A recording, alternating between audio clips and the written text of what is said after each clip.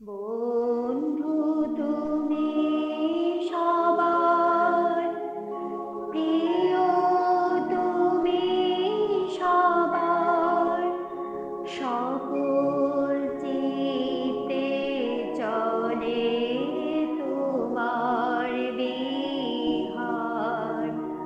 বন্ধু তুমি সবার প্রিয়, তুমি সবার সকল চিতে চলে তোমার বিহার।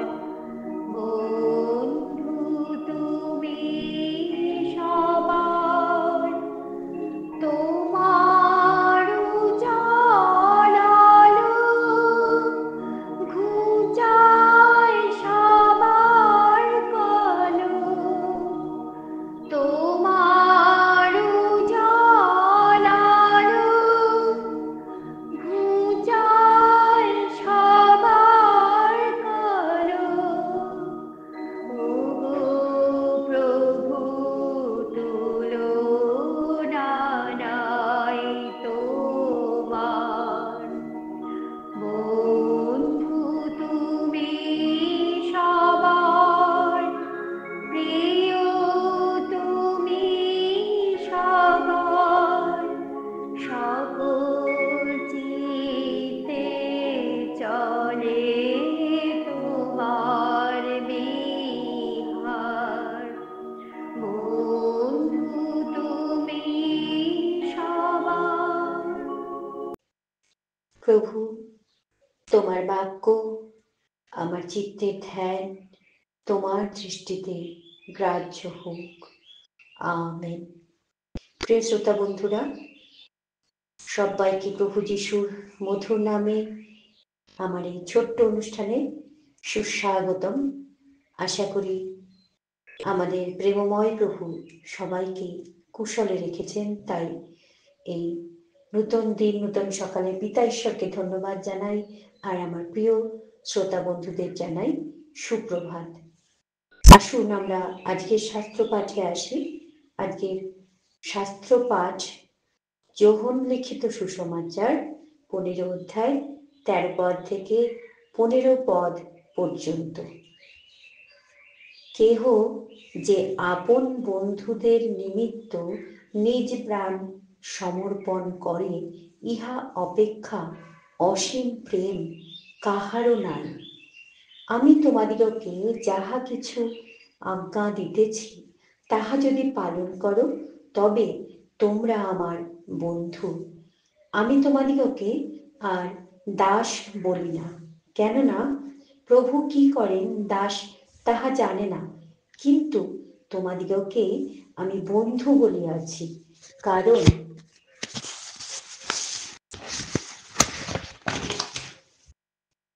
আমার পিতার নিকটে যাহা যাহা শুনিয়াছি, সকলই তোমাদিগকে জ্ঞাত করিয়াছি।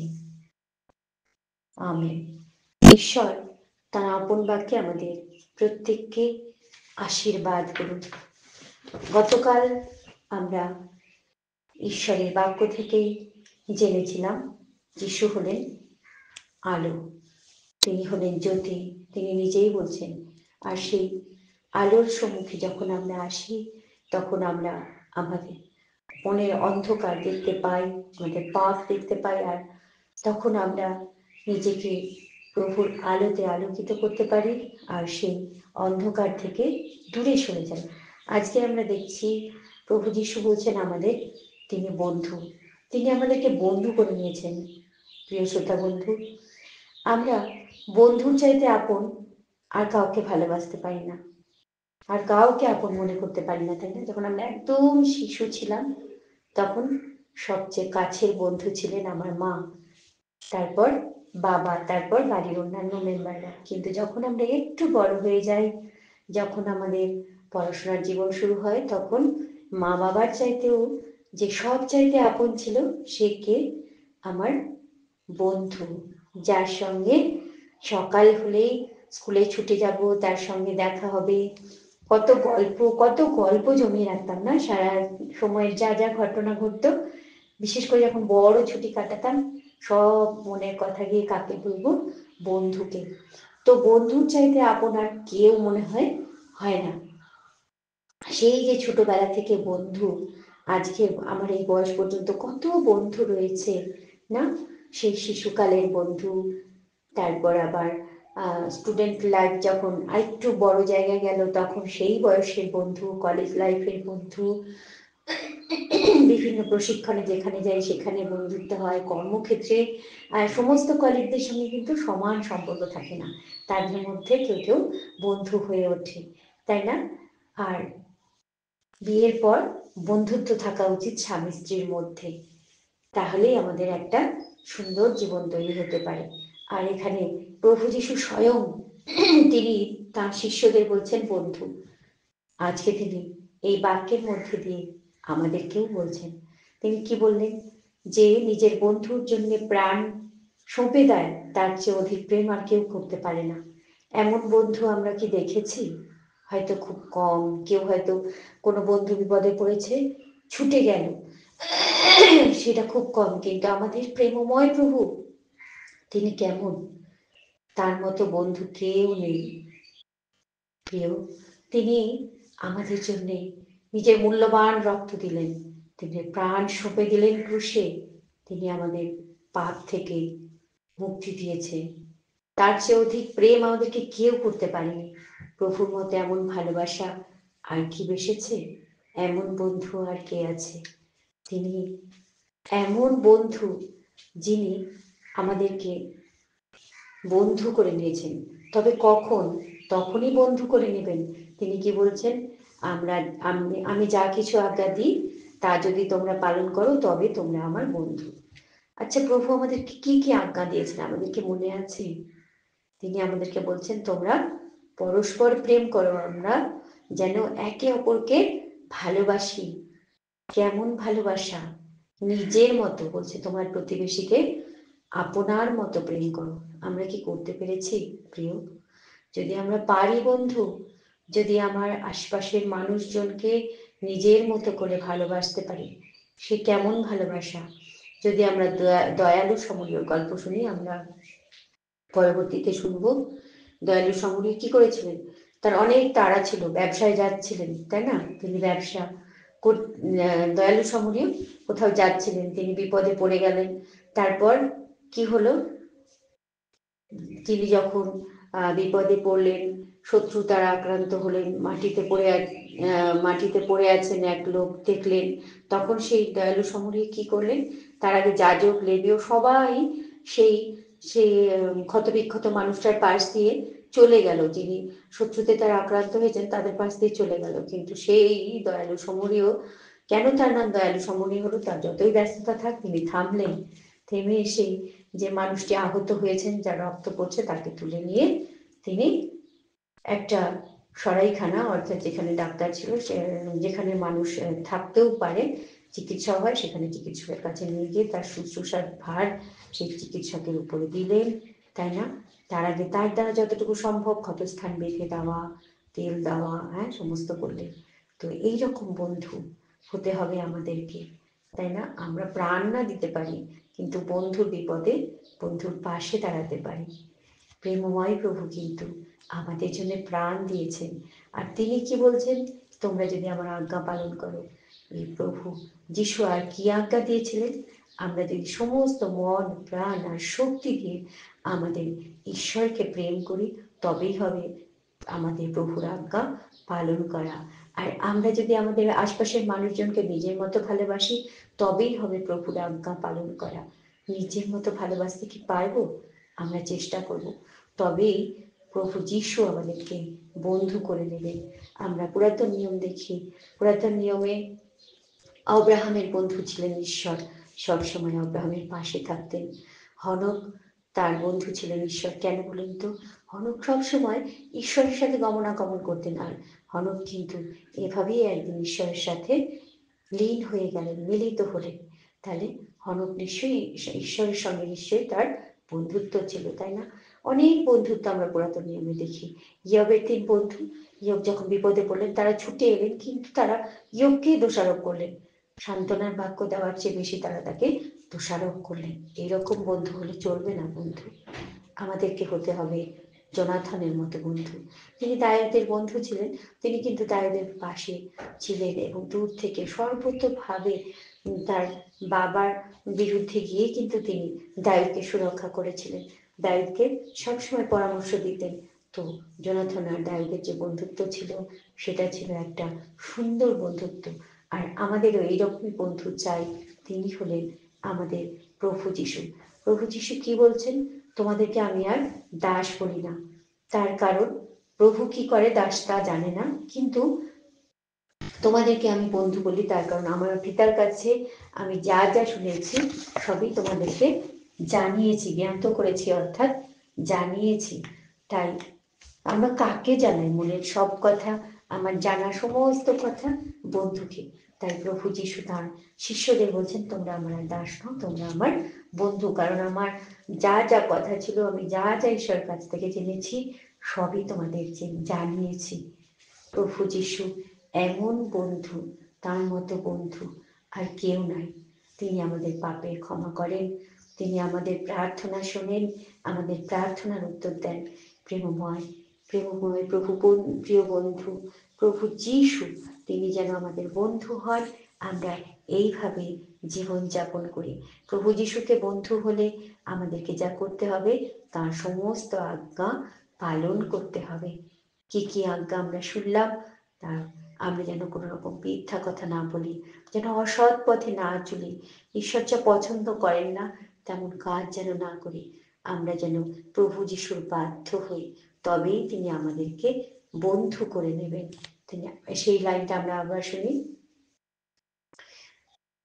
আমি তোমাদিগকে যাহা কিছু আজ্ঞা দিতেছি তাহা যদি তোমরা পালন করো, তবে তোমরা আমার বন্ধু।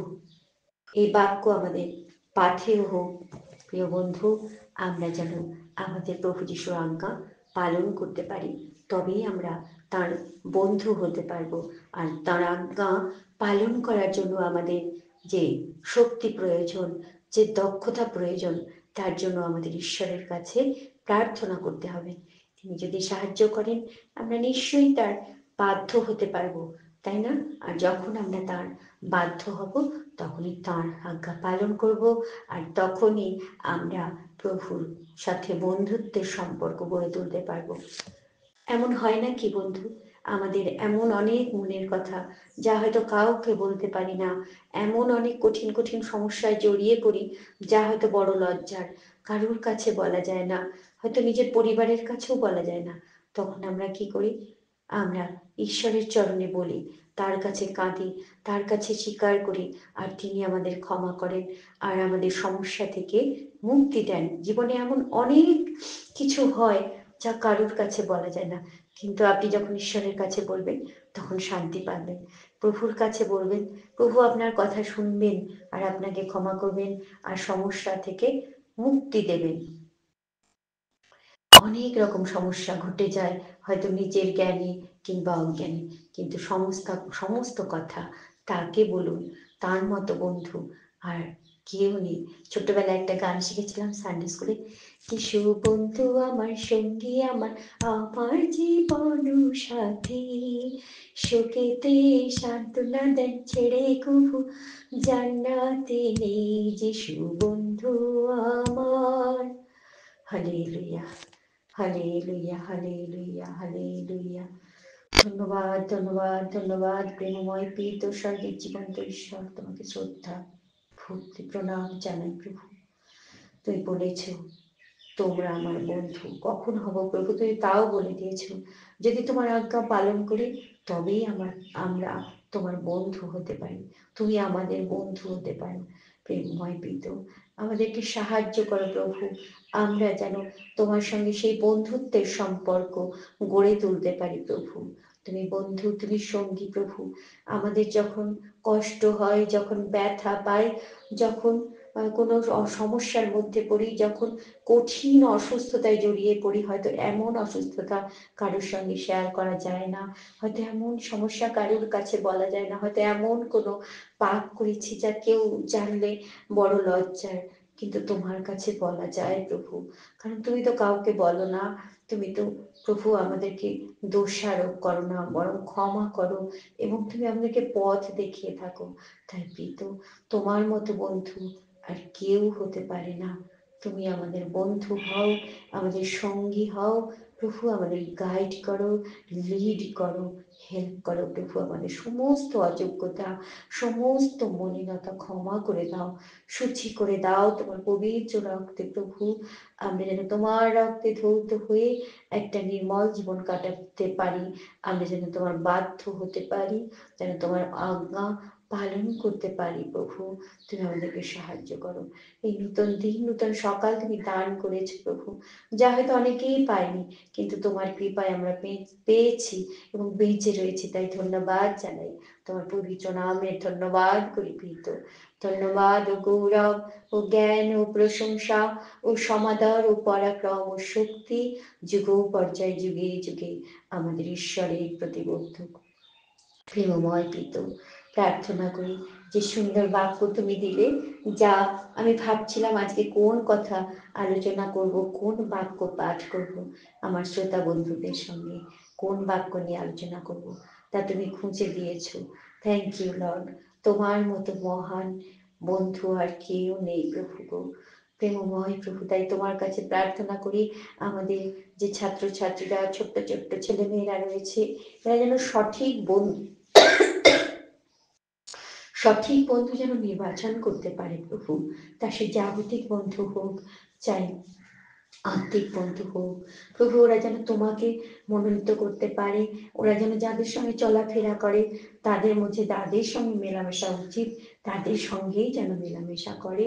তুমি আশীর্বাদ করো, তারা যেন সুন্দরভাবে মানুষ হয়ে সুন্দর একটা সমাজ করতে পারে প্রভু। তুমি আশীর্বাদ করো সমস্ত ছোট্ট ছোট্ট ছেলে মেয়েদের প্রভু গো, পড়াশোনায়, শরীর স্বাস্থ্যে, চলাফেরায়, জীবনযাপনে তোমার আশীর্বাদের হাত রেখো, এই অনুরোধ করি প্রভু। প্রার্থনা করি আমাদের যুব সমাজের জন্য, তাদেরকে তুমি নির্মল করো প্রভু, পবিত্র করো, এবং তাদের তাদের যে বেকার অবস্থা রয়েছে অনেকের, তাদেরকে তুমি প্রভু স্বাবলম্বী করো। প্রত্যেক যুবক যুবতী যেন সুন্দরভাবে নিজের জীবনকে অতিবাহিত করতে পারে, যা তোমার দৃষ্টিতে গ্রহণযোগ্য সেই মতো যেন চলতে পারে, এবং তারা যেন নূতন সমাজ গড়তে পারে, নির্মল সমাজ গড়তে পারে প্রভু। তুমি তাদেরকে আশীর্বাদ করো প্রেমময় পিত। যে সমস্ত মানুষ আমাদের দেশকে, আমাদের রাজ্যকে, আমাদের শহর, আমাদের গ্রাম, আমাদের মণ্ডলী নেতৃত্ব দিচ্ছেন, আমাদের পরিবারের যারা নেতৃত্ব দিচ্ছেন, তুমি এনাদেরকে আশীর্বাদ করো। যারা আমাদের কর্মক্ষেত্রে নেতৃত্ব দিচ্ছেন, তুমি তাদেরকে বিশেষ আশীর্বাদ করো।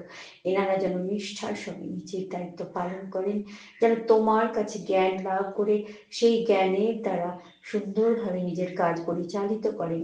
তার জন্য তুমি তাদেরকে আশীর্বাদ করো, এদের প্রত্যেককে সুস্বাস্থ্যের অধিকারী করো প্রভু, একটা সুন্দর মানসিকতা দান করো প্রভু। এদের যেন শারীরিক, মানসিক এবং আত্মিক উন্নতি হয়, তুমি আশীর্বাদ করো প্রভু। যত শ্রোতা বন্ধু তোমার এই অনুষ্ঠান শুনবেন, যতজনের কাছে পৌঁছে যাবে, তাদেরকে তুমি তোমার সেই আশীর্বাদের দ্বারা কান খুলে দিও প্রভু, শোনার জন্য, বোঝার জন্য ধৈর্য দিও, শক্তি দিও প্রভু। আমাকেও তুমি তোমার বাক্য বলার জন্য শক্তি দিও প্রভু, যেন আমার মুখের বাক্য আমার বাক্য না হয়, যেন তোমারই বাক্য হয় প্রভু। তুমি আশীর্বাদ করো। এই সুন্দর সময় সুযোগের জন্য তোমাকে ধন্যবাদ দিই। সেই সঙ্গে সারাদিনের যা কিছু কাজকর্ম রয়েছে প্রভু, যা কিছু চিন্তা ভাবনা কথাবার্তা যা কিছু করতে হবে, সমস্ত ভার তোমার উপরে দিই। কেননা তুমি বলেছো প্রভু যে আমাদের বিষয়ে তোমার চিন্তা আছে, আমরা যেন সমস্ত ভার তোমার উপরে সঁপে দিই। তাই তো প্রভু তোমার উপরে সমস্ত ভার সঁপে দিয়ে সমস্ত অযোগ্যতার জন্য ক্ষমা প্রার্থনা করে আমরা বিশ্বাস করি যে তুমি আমাদের প্রার্থনা শুনেছ, এবং যা উত্তর দরকার, যা তোমার দৃষ্টিতে গ্রহণযোগ্য, তা তুমি দান করেছ। তাই ধন্যবাদ সহকারে, ভক্তিপূর্ণ প্রণাম সহকারে, শ্রদ্ধাপূর্ণ ভালোবাসা সহকারে এই ছোট্ট প্রার্থনা প্রেমময় প্রভু যিশু, প্রিয় বন্ধু প্রভু যিশু, তোমার চরণে রাখি। দয়া করে শ্রবণ ও গ্রাহ্য করো। আমেন। হে আমাদের স্বর্গস্থ পিত, তোমার নাম পবিত্র বলিয়া মান্য হোক, তোমার রাজ্য আইসুক, তোমার ইচ্ছা সিদ্ধ হোক, যেমন স্বর্গে তেমনি পৃথিবীতেও হোক। আমাদের প্রয়োজনীয় খাদ্য আজ আমাদিগকে দাও, আর আমাদের অপরাধ সকল ক্ষমা করো, যেমন আমরাও আপন আপন অপরাধীদিগকে ক্ষমা করিয়াছি। আর আমাদিগকে পরীক্ষাতে আনিও না, কিন্তু মন্দ হইতে রক্ষা করো, কারণ রাজ্য, পরাক্রম ও মহিমা যুগে যুগে তোমারই নামে হোক। আমেন। জয় যিশু, প্রেজ দ্য লর্ড, জয় মেসি কি। আমার প্রিয় শ্রোতা বন্ধুরা, সবাই খুব ভালো থাকবেন। ঈশ্বর সবার মঙ্গল করুন, সবাইকে আশীর্বাদ করুন। Have a nice day, take care.